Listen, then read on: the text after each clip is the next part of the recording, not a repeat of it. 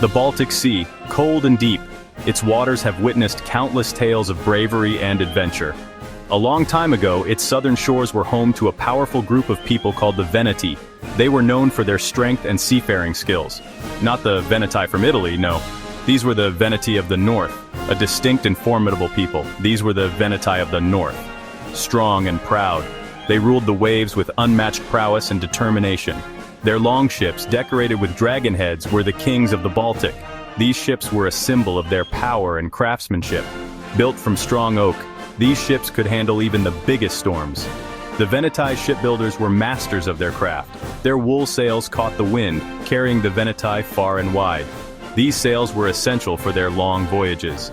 These Veneti were amazing sailors. Their knowledge of the sea was unparalleled. They used the stars to find their way. Navigating by the stars, they could travel vast distances with precision. They knew the dangerous currents of the Baltic like the back of their hand. This knowledge was crucial for their survival and success. They were brave explorers, sailing far from home, looking for adventure and treasure. Their voyages took them to unknown lands and brought back riches. The Baltic Sea was their kingdom. They ruled its waters with confidence and skill, and amber, the gold of the north, was their prize. This precious resin was highly valued and traded far and wide. The Veneti weren't just warriors. They were a people of many talents and roles. They were also smart traders, known for their shrewdness and ability to negotiate. Their ships were full of valuable things, goods that were highly sought after in distant lands. Amber, furs, honey, and other precious items were part of their cargo.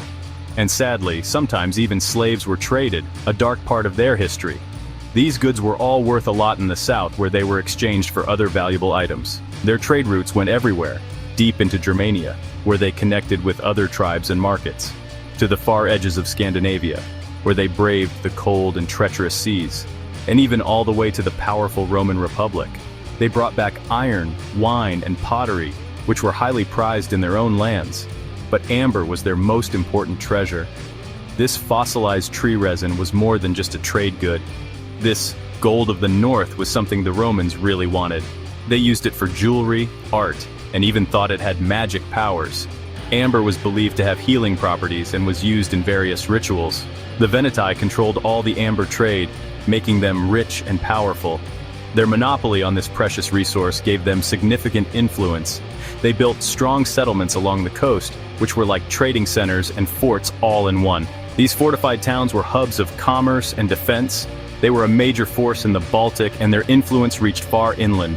Their legacy is a testament to their strategic prowess and adaptability. The Veneti's story is one of resilience, trade, and the enduring power of amber and iron. The Roman Empire was getting bigger and bigger, stretching its influence across vast territories. Julius Caesar, their ambitious general, had already conquered Gaul, showcasing his military prowess and strategic genius. Now he was looking north, towards the lands of the Veneti, a powerful tribe known for their naval strength. Caesar saw them as a problem. They controlled the sea, and that challenged Rome's power and dominance over trade routes. He told them to surrender. He wanted their ships and their amber, a precious commodity that was highly valued in Rome. But the Veneti said no, they would not bow down to anyone. They would fight for their freedom and their way of life.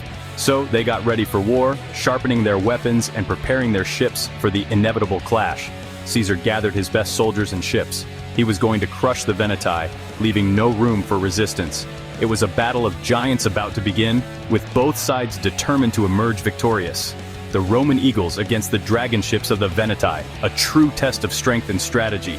The Baltic Sea would be their battlefield, where the fate of both empires would be decided in a fierce naval confrontation. The Veneti ships were special, bigger and tougher than the Roman galleys. They were built for the rough Baltic Sea. They had tall, strong sides that could take a beating. Their sails were made of thick leather, so Roman fire arrows couldn't burn them easily. The Veneti fought hard. They used hooks to pull Roman ships close, then jumped on board and fought face to face. The Romans were shocked by how fierce the Veneti were. Their fighting style was new to them. The Veneti were experts at sea battles. They used the tides and winds to help them fight. For a while, they kept the Romans back. The Veneti fought bravely, but the Roman army was just too strong. Caesar's legions finally won.